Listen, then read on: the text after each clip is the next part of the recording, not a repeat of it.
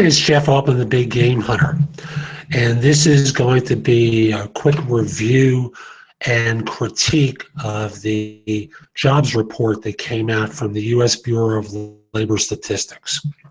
And I'm going to kind of review it from their report, compare it with ADP, and go from there. So I'm going to start by saying the day before, ADP came out with their report, and it showed a job increase of, let's see now, 173,000 private sector jobs.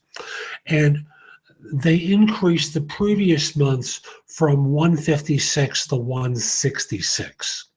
Now, ADP's data is different than the U.S. government data.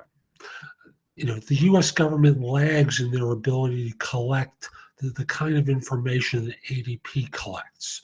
So in some respects, it's worse than ADP. In some respects, it's better. Better insofar as in this particular case, Verizon's been out on strike. There are 35,000 people that are classified as unemployed due to the strike. They show up negatively in the U.S. report. They don't exist any differently in the ADP report.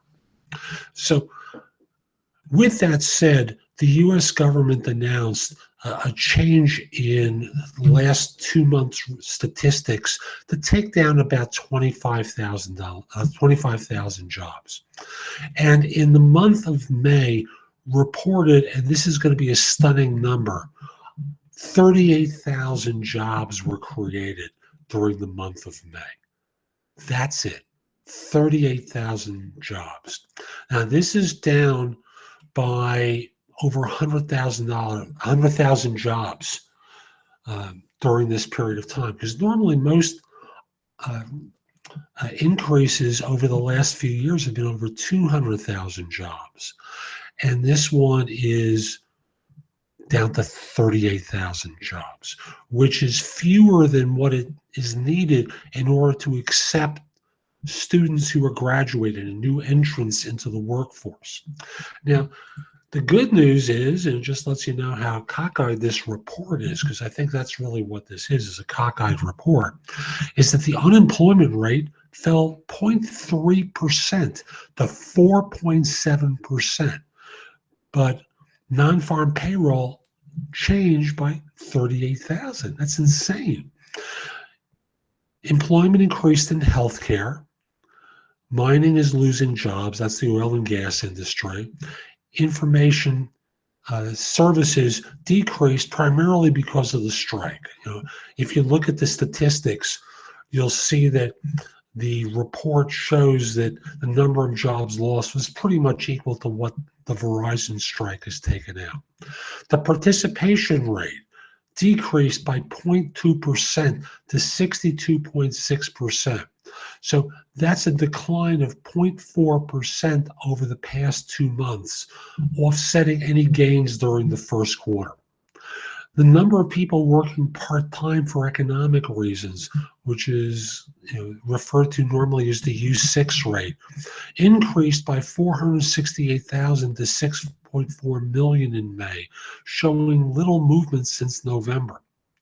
In May, 1.7 million people were marginally attached to the labor force, little change from a year before.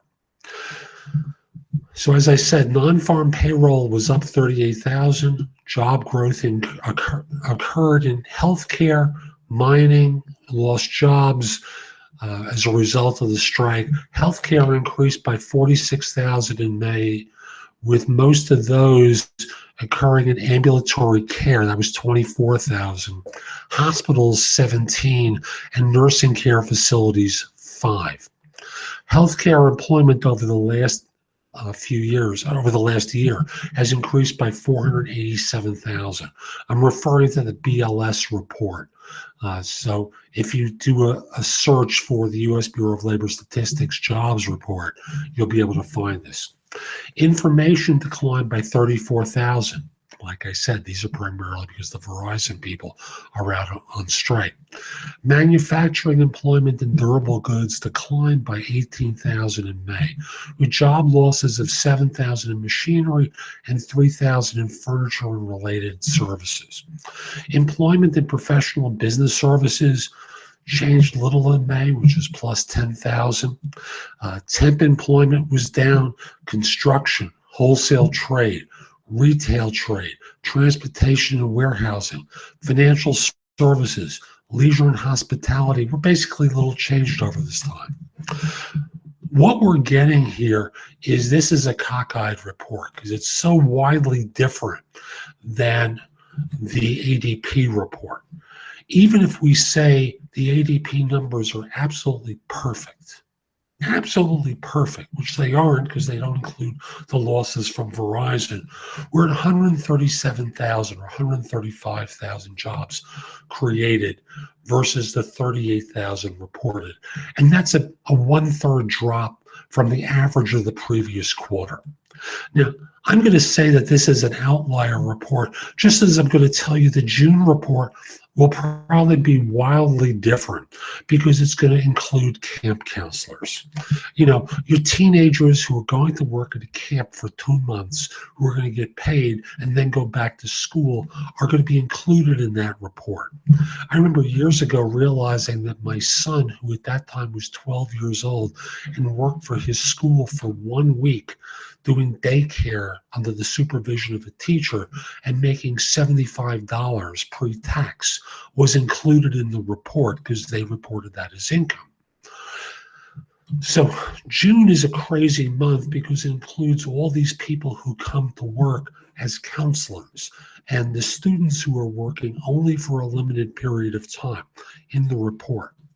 But when all is said and done, you have to see that the trend is downward.